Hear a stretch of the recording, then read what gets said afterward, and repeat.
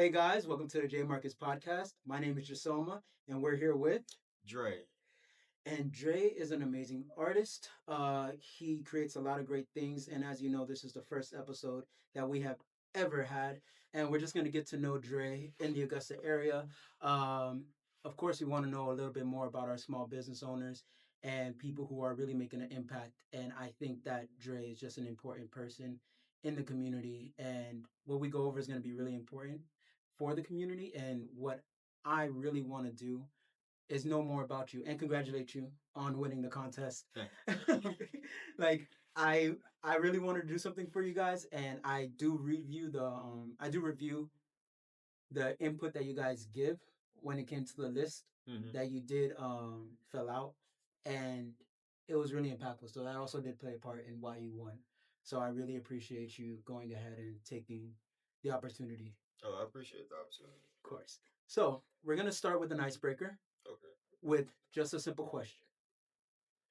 Now, the simple question is, when is the last time you were happy? That is not a simple question. That's a simple question. That is not a simple question, man. That is not a simple question. I would say the last time I was happy was September 19th, 2025 at what 9:30, 8:30? When 7, 8, when was Kai born? 8:54. 8:54. 8:54. Okay, so 9 o'clock. 9 o'clock technically. We had a whole who's Kai? Kai, Kai is well, really his name is Jakai, but that's my son. That's our son, really. That's beautiful. That's our 7-month-old son. That's beautiful.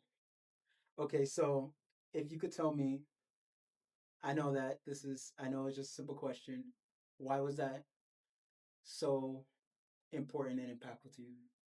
Um, really, it was important and impactful to me because one is our first child, and we've been together for what 4 years before we had him.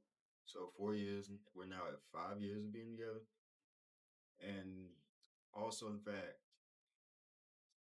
it was just it was almost like a healing moment for me. It was a healing moment because just looking at my life and how everything was going, I lost my dad, then I lost my uncle, his brother, the same way, like seven 7 days after I graduated college. So it was just like that's crazy. And then the crazy thing is I named his middle name is my dad's first name. So it's like my dad's count back with me. So I understand. it's more of like a heal. It, it was more like a healing thing, but it was also like I'm happy he's back. But my son is my own. Like how we said earlier, my son, he's his own person. He's not trying to be his grandfather. He's not trying to be me. He's gonna be Jakai. But we do call him Little Cliff. That's good because I after my dad passed away, it was like I keep seeing him in my dreams, and that's kind of like a way for me to, uh, you know, feel like he's still here. Yeah. So it's always important to have those like moments that, or you have. It might not be like it might not be like oh yeah, this is a reincarnation, but it's more like a this is just a reminder that you're still here, and that's really cool. So I'm glad to know that that was the last time that you were happy. Okay, that was heavy start. Heavy start. um, so we're gonna go to our first question. It's actually gonna be art related. Okay. Well, not really. The next question after this is gonna be art related, but I apologize. Who is Dre, or who is D.R.E? Well, really, all right. I go by Dre, but my real name is Dwellin. Mm-hmm. So my real name is really means like think, to think, like you dwell on something. So that's how you get dwelling. Mm-hmm. But Dre was really something that came from my grandmother, and then I had made a brand from it because she wouldn't ever pronounce my name right. So instead of saying dwelling, then it became dwelling, then it became Draylin, then it became Dre. She just never like She never like this morning she called my son's this name. morning. Like this morning, this morning my son name is Jakai. I literally said, "Hey Nana, here's Jakai." Okay, come here, Jakia. What? All right, so this doesn't make any sense because it's like, does she just make a conscious effort to be like? I think I think like all Older people, like all black older people. black older people were like what she said. Y'all be coming with all these fancy names. What you mean fancy? This ain't even that fancy. God, it's not fancy. To me, it's not fancy. Yeah, you're right, but I feel like all older black people, they just have that they. I've been through the civil rights. I ain't got time for new names. I ain't learning no new names. I ain't learning new names. I ain't learning nothing new. They just stopped calling me colored. I ain't trying to learn nothing else. Nah, I think but that they really just more of like she want like she knows your name. Yeah, but she ain't like you. She looking at you, and we know. All she knows is that we know who she talking about when she says the name, regardless whether it's pronounced correctly or incorrectly or whatever. Yeah, it's like I think that they it's not there's no malice behind it, so it's hard to get offended by it because she means good. Yeah, I think it's just more of like I think it's more of just like a y'all know who I'm talking about. I'm trying to learn. Give me some time. It's not bad though. We are trying to go ahead and learn. They're trying to go ahead and learn. We just have to go ahead and do a little bit of reminding. But they're not gonna. We just gotta keep reminding them. But like I see she's actually trying. Like she actually does try. Yeah. Try and like with and over the years, like we try and just accept it. Like, okay, it's Dre. Like, I ain't really got no problem with being called Dre because I go work. I'm like, call me Dre. Okay, everybody's like, how you say your name, Dre? I'm not even going to even have you sit there try to mess up the name. I'm not gonna hold you. I'm not even gonna hold you. I know you finna try. It's been a long day. We're not doing it today. What? Just got like when I went my new job. I'm like, y'all don't don't start off on a bad foot. I'm gonna give you the answer right here. We're gonna stick with it. Now on official papers and paycheck, you put that. You put the one that I could catch in. You put that government name. But on the site, on this job, if you need me, if you call me, if it's in a text message or anything else, Dre. But if it's on some official documents, we're gonna put that official name in. So we have Dre, but D.R.E is actually an acronym. Yeah. So what is that acronym? Acronym. What does that acronym? The acronym is something that I came up with one day when I was just trying to figure out what I wanted to do with art. Because a bunch of people have been telling me like, okay, you graduated college, you need to do something. Mm-hmm. Couldn't figure out nothing. So one day I just got off work and I went to the bathroom. I was just sitting there chilling on TikTok, scrolling through, and I don't know if it was a video or something, but I was just sitting there and dreams require effort just came across my head. I was like, oh wow. I was like, okay, dreams require effort. Okay, that sounds good, but how can I relate that to anything? And then I started trying to I typed it out in notes and I started breaking it down. I was like, okay, D.R.E. Dreams require effort. I'm like, okay, I don't need there's nothing else to be put in between it. Mm-hmm. I'm like, I can rock with this. I was like, okay. Because there's no and or there's no and, with there's no, or for. Like, yeah, and I was like, okay, I can rock with this. And then I just started, I put in a note, and my homegirl India had texted me, and she was like, this would be fire on a shirt. Okay. And I didn't put it on a shirt at the time, but I just kind of start using it as like how I market myself. Like everybody knows me as Dre, but now I'm like, okay, we're gonna turn Dre into a brand.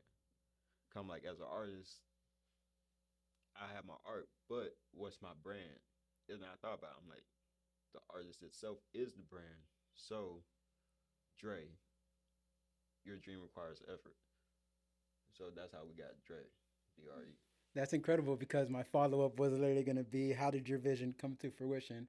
And that right there is just you kind of creating somewhat of a manifestation around your name, and then around the acronym, like that kind of bleeds into what your art is. Because when I look at your art or when I see what you do, it's kind of like you design clothing, Mm-hmm. you paint, you create, like you, everything that you do, you also put in a visual process to it. So we see the background of what you create. So it's not just like something that's out of nowhere. So we see that effort that you actually put in. So it's not really too crazy to say that you're living out that acronym in itself. So that's actually really cool. I really do applaud that because so many people, they shy away from social media because they maybe they don't have a good speaking voice, feel like their voice is too squeaky, they feel annoying. Yeah, But you're one of the few artists who don't just say, "Hey, look at my painting." You're like, "Nah, look at the process." yeah. Cause I had what made me start doing that was I was trying to blow up on TikTok, and I was blowing up on TikTok at Oh one point. wow, I okay. was, and then my account got deleted. I was like, bro, No. yes, TikTok a Say hater, bro. yes. Yes, TikTok's a hater, man. TikTok's a hater.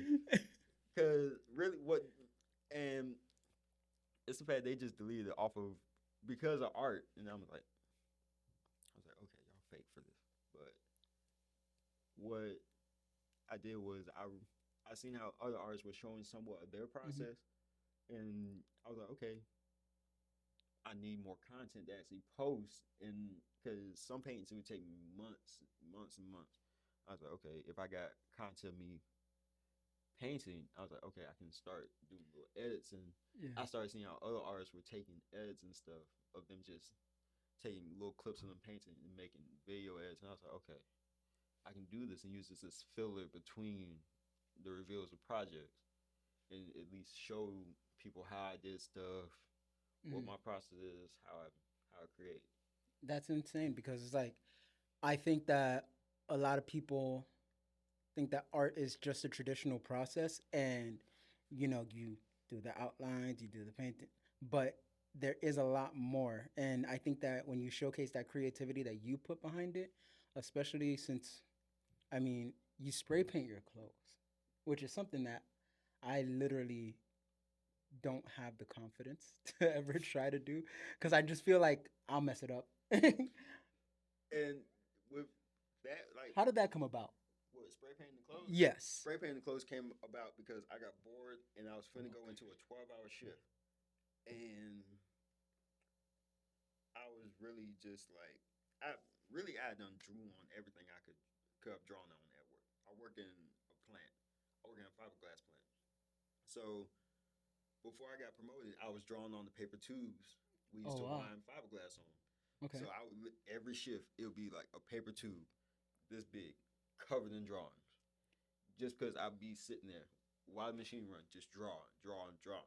Like everybody in the plant knew if you walk past 3C, you're gonna see Dre sitting there drawing. Mm-hmm. And then I eventually started drawing. I drew on my work cup, filled that up. Now I'm sitting here drawing on my toolbox, and then I was like, you know what?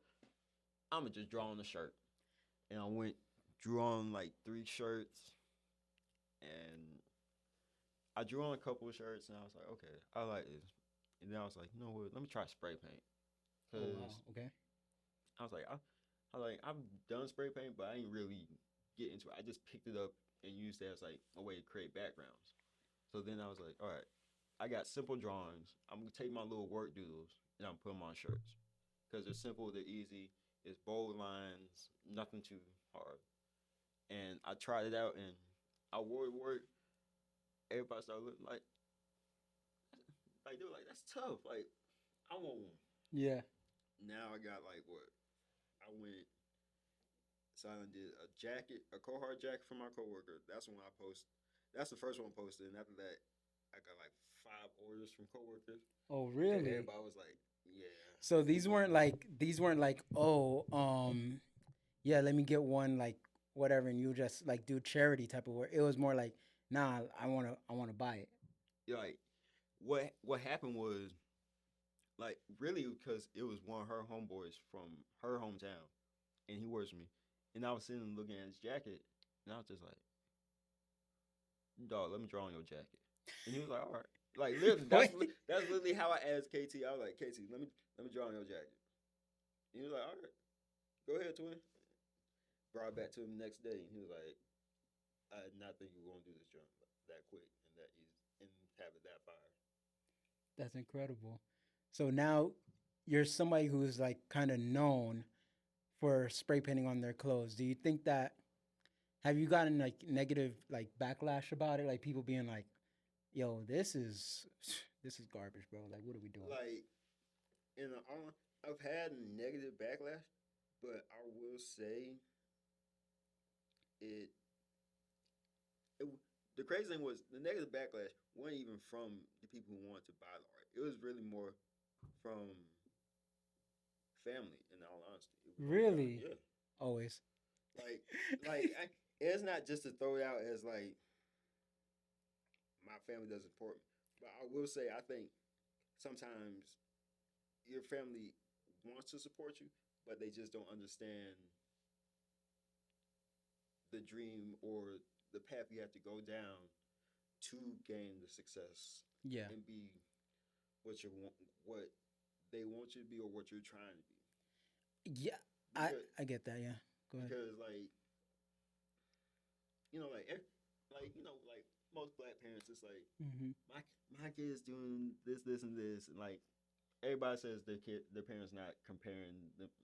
Your parents are They're comparing they're comparing you it. to your homeboy. So it's like my kid's done this, and I I was more of one of them people who was like,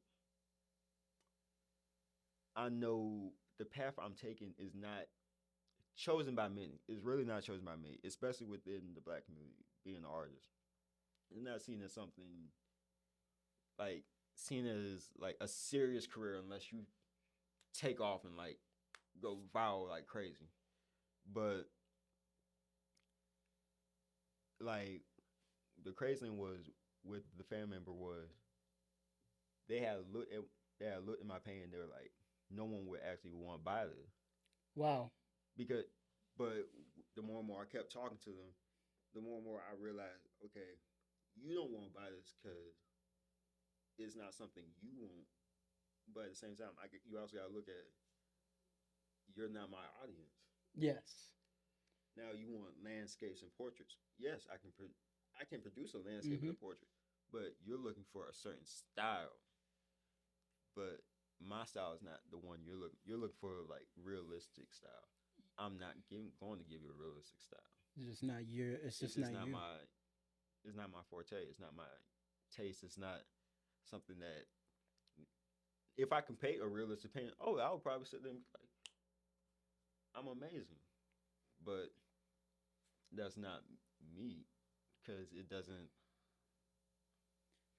I don't know the best word for it. It doesn't really. It doesn't resonate It with doesn't. your. Yeah, it Yeah. doesn't resonate. It doesn't really connect with me Hmm.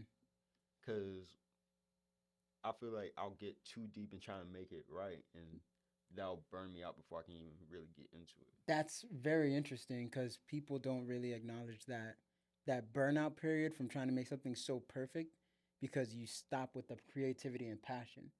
And some people can do that when it comes to realism or when it comes to those types of paintings. Like they are thrilled when it comes to like creating that, keeping that, making it perfect. But some people get burnt out because you're just not wired to make things Yeah. perfect. It stops being yours. So that's really cool. I have a pop culture question for you. All right. What's up? All right. So, should black designers showcase their work at events like the Met Gala anymore, or should we be investing that energy into our own events? Both. Both. Both. Okay. And it's not.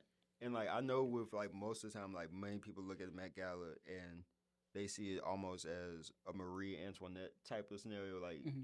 you have these big celebrities and you're sitting here talking about causes like the war in Ukraine, the war in Gaza. Gaza, the what is it, Sudan? I want to say Sudan, the Congo. Yeah. I know they're currently going Congo, Palestine, all these places. Yeah. all these different conflicts, and it's really like a Marie Antoinette moment because how can you sit there and talk about something yet you have not experienced it Mm-hmm. nor gone through something similar? You're just saying this is wrong Yeah. in a sense, and that's where I see it as. And well, what the way I look at it is if if you want to enter in spaces where you know you are not the main focus, where it's not centered or focused on you, there's nothing wrong with being in that space. But I would say represent yourself and your people the best way you can in that space. Okay. So with like Met Gala, if you want, if you are a black artist, cool, and you go to Met Gala, that's cool. I'm perfectly fine with that because now you are entering into the space that most of us can't get into. But I need you not to forget where you came from, Mm-hmm.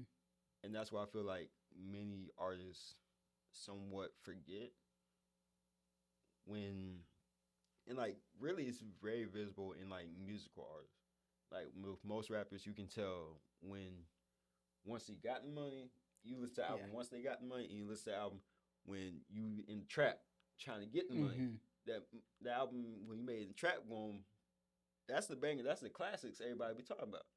Not the new stuff you done made when you done got money. You're a billionaire, got people looking at you 24/7. I think yeah, the hunger The changes hunger is what somebody. motivates you, Yeah. and I feel like I didn't even answer the question. No, no, no. You did. I mean, what you pretty much did say was that black artists should do both. Like if you're Yeah, there, if you are there, if you have access, then represent us. But if you aren't there and you choose to boycott or whatever, and you want to invest in something different, we should do that too. yeah, Be some because be it's almost like with recently I did the Arts to Color Mm-hmm. exhibit in North Augusta with a bunch of local Augusta Mm-hmm. artists in the black community, and that was an event for us. Like that was, in my opinion, I look at that as like,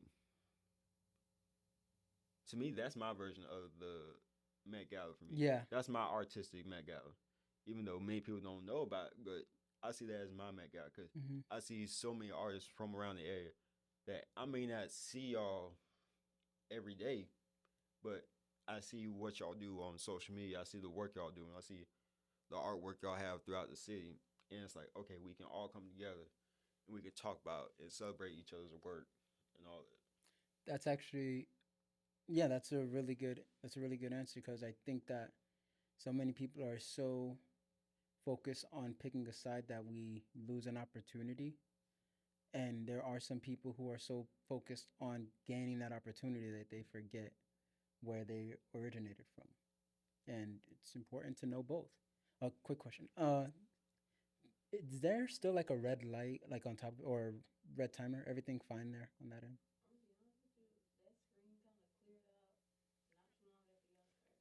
That's okay. Just want to check it out real quick. I'm pretty sure that's fine. Okay. Yeah. I know I ain't do all that talking for nothing. Oh, hey, I understand because I was doing. Okay, a little nervous. Hey, Nah. I'm like the red light blinking. hey, that's what I've been looking. I've been like the red light recorded. Yeah, no, it is, it is, it is. Um, so now on to the next question. You talk about your struggles with depression Mm-hmm. and how it almost took your life. How did art save it? Art saved it because really,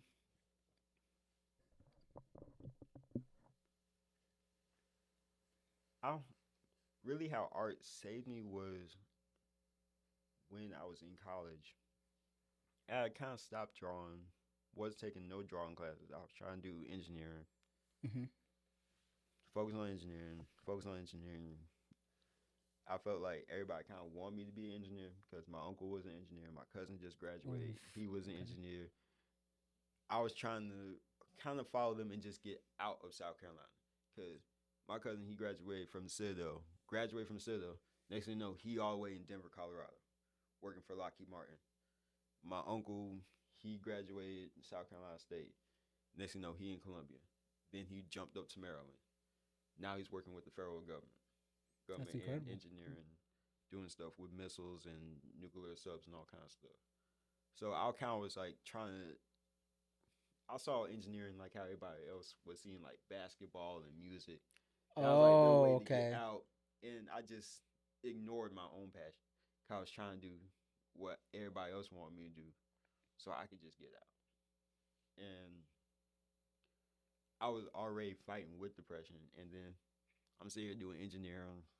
I'm like, I'm good at math, good science, but I'm like, wasn't really passing the classes, wasn't really doing all that. So it was just like, I'm already depressed. Then I got failure on top of that, Mm. and I kind of just I was here, but I wasn't really here. Here, yeah. I was just going through the motions, going through life, just doing my own thing, going to class, take classes, go party, class party, do whatever I need to do, whatever obligations I had. Wasn't really focused on me. And then I wanted to say like my sophomore junior year after I done tried engineering, kept failing. Honestly, I failed the intro class like 3 times. Well, So once I realized, I was like, okay, I'm just do art. I, I think my mom just said, go ahead and just do art since that's something you're good at. So I went and did art. Somehow ended up skipping a bunch of beginners classes, got thrown into a bunch of intermediate, advanced classes, started excelling in those, and that's kind of what brought me back from it. Because at one point, I will admit I was suicidal and I was going through my own things, battling with suicidal tendencies, and I just had to figure that out on my own. And I was going to therapy and all that, but this was like my dad died in 2017, so it was like mental health was becoming a thing in the yeah. black community, but it was still like Frowned upon in it a was it sense, was yeah. still frowned upon in a sense, since it was like I'll say like what made me really turn away from the mental health part was like when I was going through it. Like I think my grandmother could tell, but she just didn't know how to really respond to it. But she knew, and like by certain things, she would ask me like, "Are you crazy? Like, do we need to send you to the crazy house?" And I think that in her mind, I think It's that dismissive. in her mind, I want to say it was dismissive. It felt like to me, it's like, okay, so you're just saying I'm crazy. But as I look back at it, I'm like, okay, both of your grandparents are from rural North Carolina. Your other said grandparents are from rural South Carolina. So I'm like, in their mind, mental health wasn't really something talked about in the rural South. So all they really know is, okay, if you got problems, you go to the crazy house, and that's how they figured it out. But I think they wanted to help me, they just didn't know how to because it Mm. wasn't something they learned. Now, if it came to like religion or agriculture or building, they knew all that. But when it came to like the physical, mental, like not physical, but when it came to the mental stuff, it was something they've never had to really, I guess, understand. Yeah. That's a key word. I don't they experienced it. They just didn't understand what they were going through. So Yeah, it's hard to help somebody when I don't even understand what I'm looking at. So that's really insightful for you because a lot of people they go through their life resenting and being mad, like and there might be, even if there's like a little disdain, at least you have an understanding that did the best with what they had, which was not much, but maybe that like, oh, do I need to send you to a crazy house was uh a reaching out Yeah, in a sense. and like the more like getting older and I look back at it, it's like okay, you weren't trying to send me away, but you Hmm. just knew okay, you knew from your experience the people who went there and then would come back. They didn't come back completely 100% fixed, but they came back better than how they left. Yeah, And I think that's what she wanted. She just wanted me to be better because she knew I was suffering, but she just didn't know what was causing the suffering because I wouldn't tell nobody. I didn't know how yeah. to tell You nobody. didn't know how to talk, of course, but yeah, I think that that's very important. And I think that that relates to your art, and that's why your art is so great. Like, because you're able to translate your emotions very well, and you're able to articulate your emotions very well, and that's hard for anybody to do, especially when it comes to the black community, because everything is so like everything needs to look so perfect. Oh yeah. But it's really awesome that you're able to kind of take that and put it on put it on an easel, right? Well, on canvas or Yeah, canvas or whatever I whatever can. it is. Yeah, you're able to put it on the canvas and put it into some type of work. That's awesome. Um, I have another segment for you. Okay. So, segment is called "Screw Your 9 to 5." Okay. If you didn't have to work for a living, what are three things you do in your day to day? I would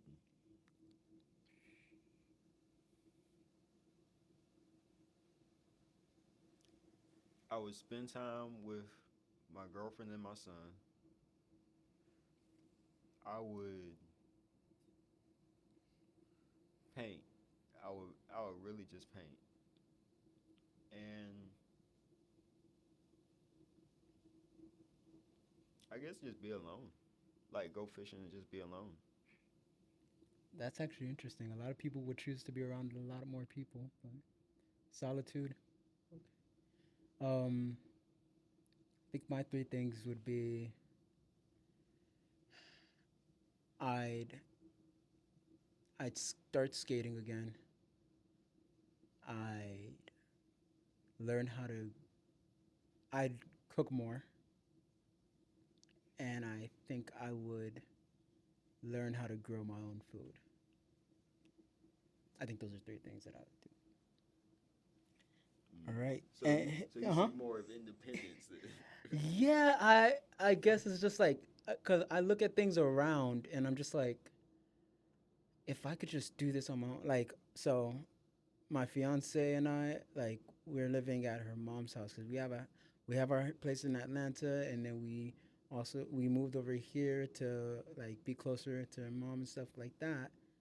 And we just realized we're like, man, she learned how to make bread. Her mom learned how to make bread. I started cooking, just regular Southern food and stuff like that. And I started making my own drinks because I was like, man, because it's different from Miami because I'm from Miami, right? Miami, everything's like 10, 15 minutes away. You go downtown, 20 minutes, like, and it wouldn't feel like it unless there's traffic. If there's traffic, it's gonna take 2, 3 hours.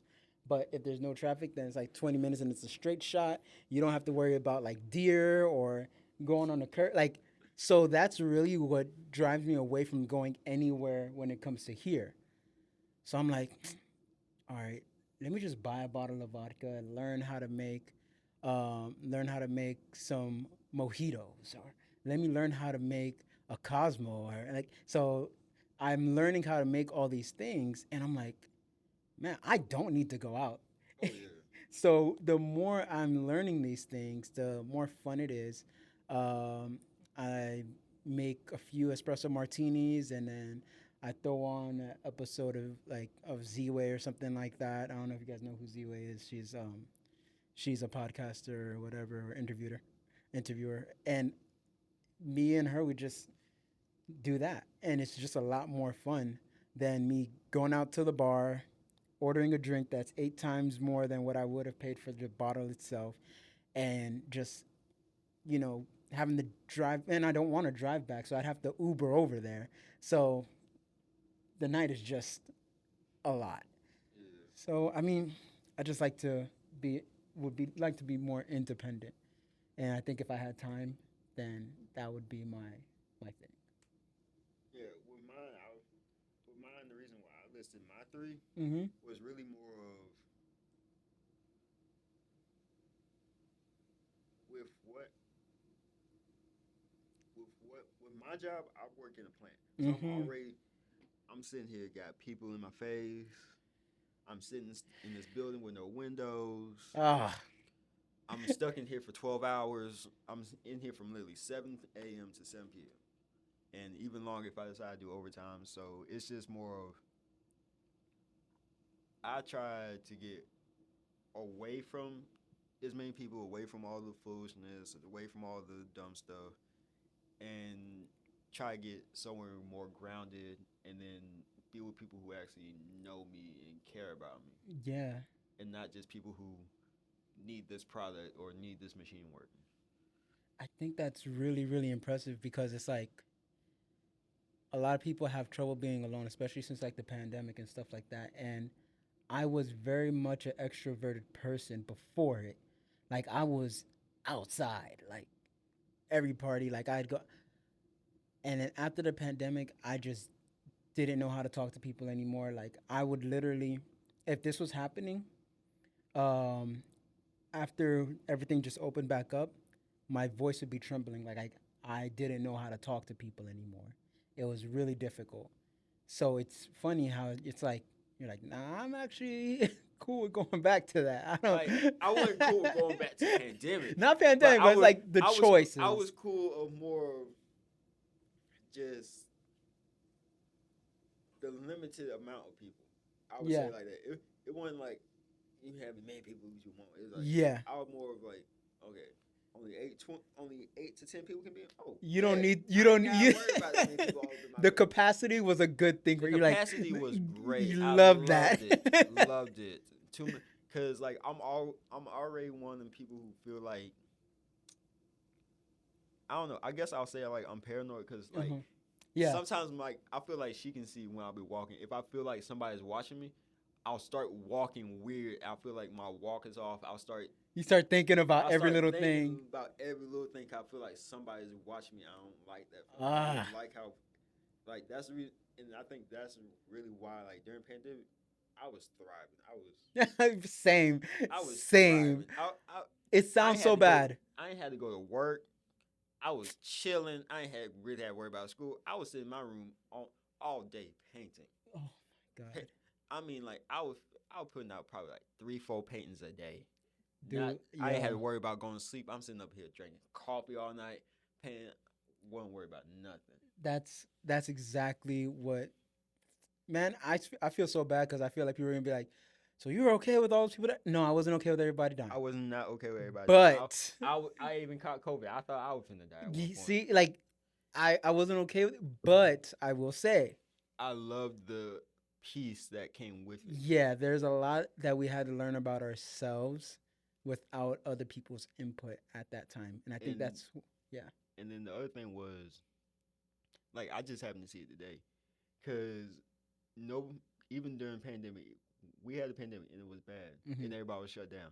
But like, did I don't know if you did, but like, did you ever like look outside? Like, did you ever like just look outside your window and notice how like animals started coming back out of nowhere? Bro, yeah, it's Like like you start seeing more, like you starting to see nature animals. You started to nature just said, okay, y'all going. I'm gonna start it's reclaiming like stuff. thank God. So like you start seeing like I started seeing birds and stuff like I haven't seen in years. I'm like, okay, I like this. No people out here, and I'm seeing Yeah. animals I haven't seen. I'm like, this is pretty good right here. Yeah, because it's like we are fucking everything up. Oh yeah, And then we get mad at it. It's like no, we need to go ahead and appreciate what we have around us as it is. And I think that the pandemic did it was it, atrocious. it was atrocious, but I think it was a restart that humanity needed. It was To, the great restart. Um, so we're gonna do our live commercial. We're rounding up to the end. We're gonna do our live commercial segment, like I told you about before. So you're gonna improv 30 seconds, live commercial. Bring some of your artwork over, Mhm. and I want to see some pieces, and you kind of go ahead and show us what you got. Okay. Space is yours. Really, all you have to do is just have a dream, and you can put work to it, and you put some work to that dream, and it will come true. You just need to show an effort and not just dream. You have to put actual effort behind it, and that's what I did with all these pieces. They were a dream, and I put in the work to make them come true. With complexion to the one in the back, it was simply just a vision I had while listening to Complexion by Kendrick Lamar, and I took that vision and I made it a reality. Just like how with Dre was just a drawing, and I made it into a brand. And now, when most people say Dre, they think of dreams require effort, and I want to make it more than that. I want to make it a clothing brand. I want to make it. I want to be on the level Basquiat is now, but still be allowed to actually enjoy my flowers and reap what I've sown. Now that is a commercial. Last thing I want you to do, Dre, Mm-hmm. is plug yourself, your brand, and where can we find you? Y'all can really find me on Instagram, TikTok. I got Facebook. I'm trying to figure out how to get into the account because Mm-hmm. Instagram and TikTok doesn't merge. I mean, Instagram and Facebook doesn't merge together. So when I have did something with my Instagram account, it created a Facebook account, Mm-hmm. and it keeps it's not letting me log into it. But you can find me on Instagram and TikTok. You can find me on TikTok as I gotta think. I gotta hold on. I gotta put a new name Go because ahead. Go TikTok ahead. deleted it. I'm Also, and while you're doing that, what's next? what's next is what's next is coming up with more artist to artist Mm-hmm. interviews. Um, I'm going to try and do more and more. I'm trying to do really get back into shirts because I was doing shirts for a good little bit, but I keep stopping and starting, stopping and starting. I'm going to try and keep myself going with this time. Mm-hmm. And artist Like to artist is your podcast, artist correct? to artist is my podcast. Mm-hmm. That's something that I did just to connect with more artists as well. Mm-hmm. Well, I was trying to grow my brand while also growing the other artist brand. Because if I'm interviewing you, you can take that interview, put it on your Instagram, your TikTok, Mm-hmm. whatever. Now everybody knows who I am, and they'll come to my page and they'll say, okay, this dude does interviews, but also like, oh, he's a cool artist. Like he's not just an interviewer interviewing artists and other people. He's someone who actually knows what he's talking about. That's Like incredible. like almost like with like some of these interviews, like Shannon Sharp Mm-hmm. interviewing Cat Williams and all these other people. Like you got a football Hall of Famer interviewing a comedian Hall of Famer. Yeah, Both of y'all Hall of Famers, but at the same time, different y'all fields. not in the same realm or in the same field. Mm-hmm. So I want this to be more of like we're all in that same field. So you can talk to me how you would talk to any other artist, and Yeah, I can understand what you're saying. You can understand what I'm saying. We'll that's have a common ground where we can start at least as a decent baseline, and I can grow from, and your personality can grow, and my personality can grow, and we can learn each other from that simple baseline. that's incredible. Where's that TikTok Oh, at? TikTok, you can find me on TikTok at Dre. That's D.R.E. artist 325. I know it's a lot. I know it's a Okay. lot. I had to create something because TikTok won't be a hater. TikTok want to be a hater. TikTok wants to be a hater. And then my Instagram is Dre Artistic. Well, Dre dot artistic underscore, and it's Dre all together. Hmm. No dots in No dots between or it. nothing. Try to save people time with that. What we could do, we work what we can. Well, I'll say this, Dre. You're an amazing artist, and I am so happy to have you on my platform. And I'm excited to see where you go next, and I'm super super happy to have you as my first guest Thank, because I think this was a very impactful and powerful interview. So I appreciate you, man. thank you. I appreciate love too, man. No problem, no problem. All right, guys, this has been the first of many Jaymarkets podcast. So any small businesses out there who do want to go ahead and put their hat in the ring and maybe be a part of it, let me know. Email me, DM me, tweet me. I don't know, but I'll be more than happy to go ahead and review it, and we could chat about it, and we could maybe bring you on in the Augusta area. Thank you.